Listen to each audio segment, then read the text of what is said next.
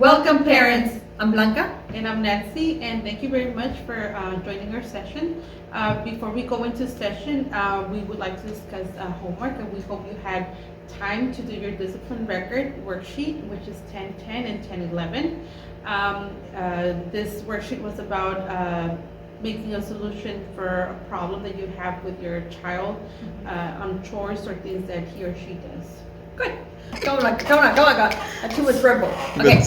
Parents, we're also going to be talking about setting limits. Remember, the first one is noticing and ignoring. We discussed this in session 5. This is a situation where you notice the good behavior and you praise, and you ignore the bad behavior, which is whining, and so if you can do this, okay? The second one is positive practice. This is a situation where you would tell the child to go back and do right what he did wrong. In this situation, when the slamming of the door is one of the examples we've given, go back and do it X amount of time and close it the way we asked you to. Or in the other situation where we make them take responsibility for something they have done. For example, one of the examples we've given you is they break something that can be replaced. So how do you make them pay for that? Okay, hold them responsible for that action. Also remember, parents, keep in mind the age of your child too. And the last one that we've talked about is timeout. Timeout is in the situation where there's either remove the child from the problem or the problem from the child.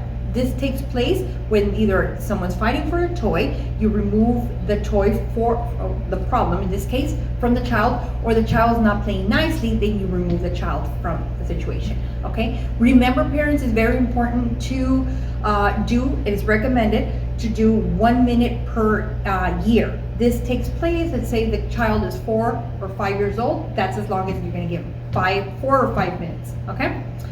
And we're gonna talk about the fourth one, punishment. So the last time that a man talked to me nice, I ended up with 2 kids. Okay, parents, so if you can please turn to your handout on session 11.1, which is punishment, and we're gonna be reading the first paragraph. Punishment intends to hurt to teach a lesson, or sometimes just to hurt to express anger.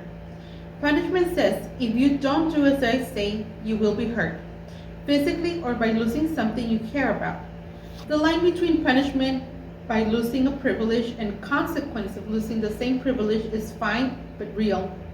Punishment, especially in anger, intends to hurt. Yes, punishment can stop bad behavior, but punishment, especially physical punishment, can also go wrong in many ways. In other words, what Nancy was saying is that when we're upset as parents, we react. Yes, our children will stop out of, they're afraid, they're frightened, they don't know what's going to happen next. They react, the behavior will stop momentarily. However, it will continue. They're not learning anything. And this is where Nancy said there's a fine line between anger and hurting someone. In this situation, what happens when you're angry? You pick up stuff, you throw things, you say things, sometimes words that are extremely hurtful. It takes 20 praises to erase one bad word. 20 praises. So be very cautious. These are long-term effects.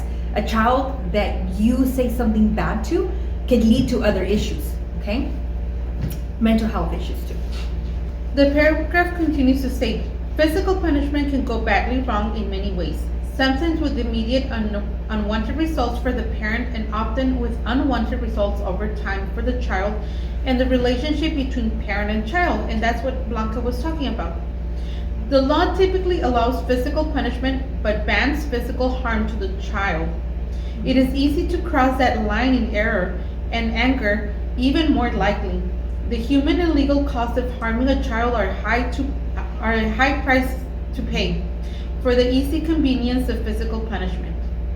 Other ways of guiding children's behavior include those taught earlier in this course, will produce more lasting results with the little risk of unwanted side effects.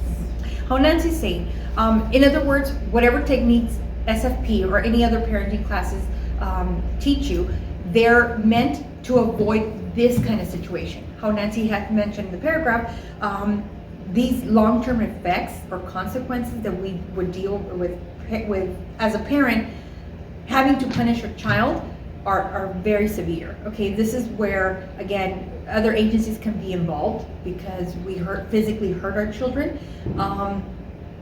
trauma is involved, other long-lasting effects.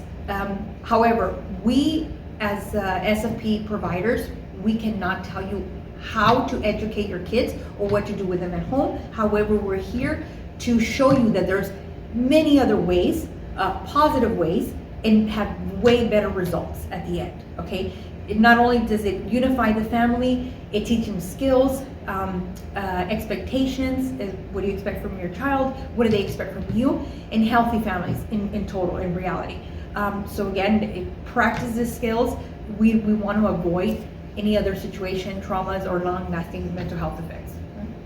Okay, parents, so now we're going to do the next portion of the handout 11.1, and we're going to be talking about some of the negative side effects. Number 1, dislike. Harsh or unfair punishment may hurt getting along with your child. Your child will still love you, but will dislike you taking your anger out of them. An example of this is when you hurt your child, when you spank them, and they get really angry at you. Most likely this child will not want to be around you when you're mad and will go to the other parent instead. Number 2, low self-esteem. It says children who are frequently punished often start thinking that something is wrong with them and that they can't do anything right. They sometimes think that their parents do not love them, and the others won't either. You know, if the parents don't love them. This can lead to giving up and feeling like they're a failure. This, parents, keep in mind, very important, low self-esteem is one of the risk factors for children to use at early age, okay, or develop an addiction. This is where they want to look for acceptance because they feel that they're a failure, so they will look for something that could boost their self-esteem. Being accepted by a gang, being accepted by drugs, okay? Again, this puts your child in a high-risk situation. Okay, and number 3, fear. Children often fear parents who use physical punishment. They may become anxious and fearful around the parent, especially if the parent is inconsistent in punishing, because they don't know what to do or what to expect. Children may feel anxious, get stomach aches, rashes, dizziness, lack of sleep, etc. Usually when kids have the fear that their parents are going to punish them with physical harm, by spanking, with I don't know, an object or something, they're going to have side effects like feeling dizzy, maybe throwing up, stomach aches, anxiety, rashes. This is normal. They're not going to be able to sleep. They're going to have nightmares or wake up in the middle of the night or have trouble sleeping. Now, parents, turn to your handout 11.2, where we continue with the negative effects of punishment. The number 4, spotty behavior. Children on good behavior only around the parents. This is an example of our children behaving correctly or doing what they have to do at home because out of what Nancy said in the previous concept of behavior, fear, out of fear. But once they get out of their home, they start using profanity, they start bullying other kids and so on. Why? Because they feel free. They're getting away with something big. They're doing something that they cannot do at home, okay? This is where you get the phone calls. Johnny's acting so-and-so here at school, and you're like, well, that's odd, because he doesn't act like that at home. Exactly. Number 5, behavior bursts. Behavior bursts can occur because of the effects of physical punishment don't last long. The behavior often returns and happens more than before. Okay, the example that we have here in the handout says, Mrs. C slaps and yells at her children when they are too noisy. They become quiet when she yells, but after 5 minutes, they are all over again, louder than before. So normally when we yell at our children and scream at them for a behavior that we don't like, they'll come down and they'll do as we say, but after that they're going to forget about it and they're going to start acting the same way again. Number 6, we have the kick the cat scenario. This is physical punishment can create anger and aggression towards others. This is the situation or example was giving. When dad slaps Amy, she kicks her brother Johnny, then Johnny kicks the cat. And then dad has to deal with 2 angry children and a hurt cat. He becomes angry himself, which may affect how he behaves with his wife.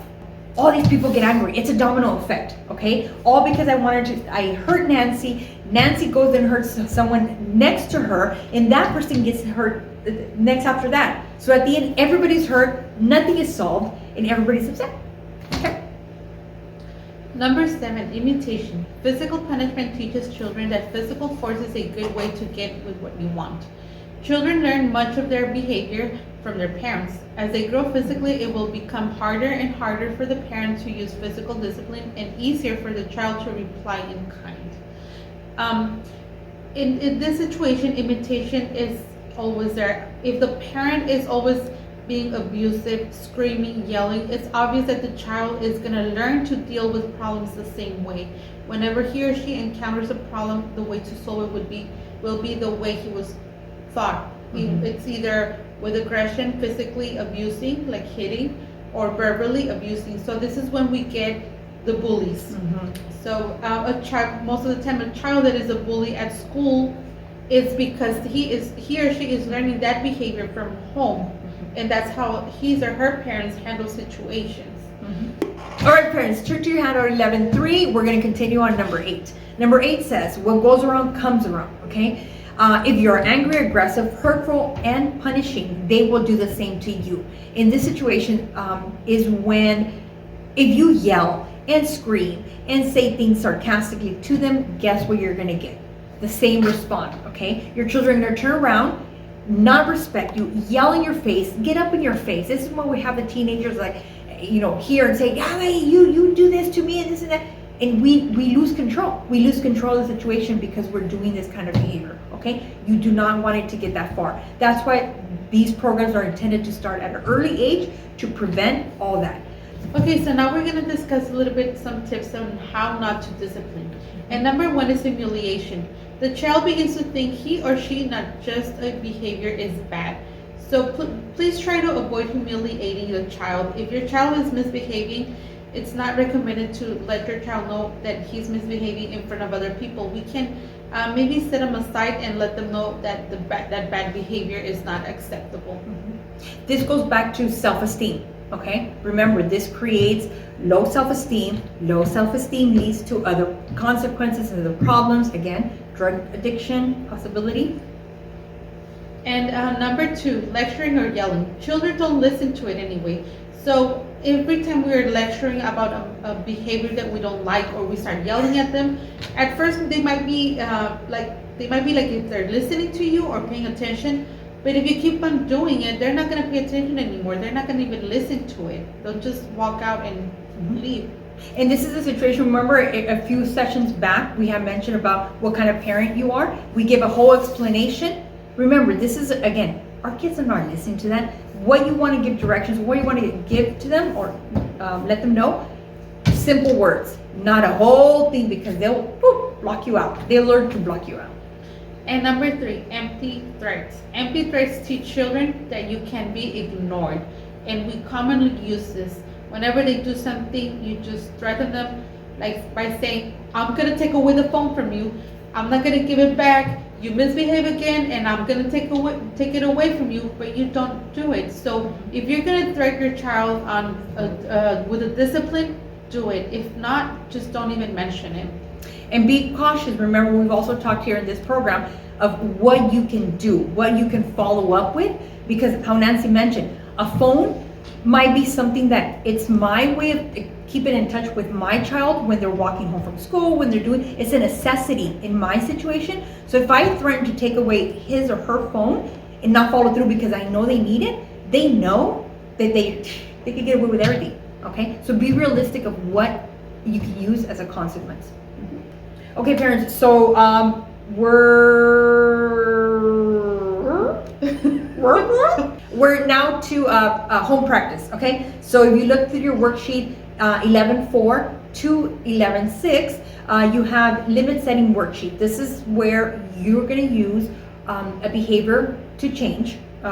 It may be a situation, a scenario, behavior, something that's happening, and it tells you how to utilize these methods.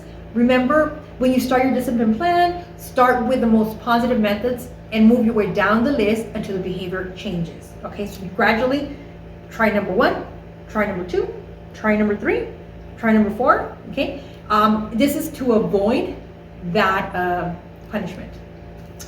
And also, if you can please do handout session 11, 7 through 8, And if this is the discipline record worksheet, it is the same as the one that you guys were doing last session. But this time try doing it without punishments.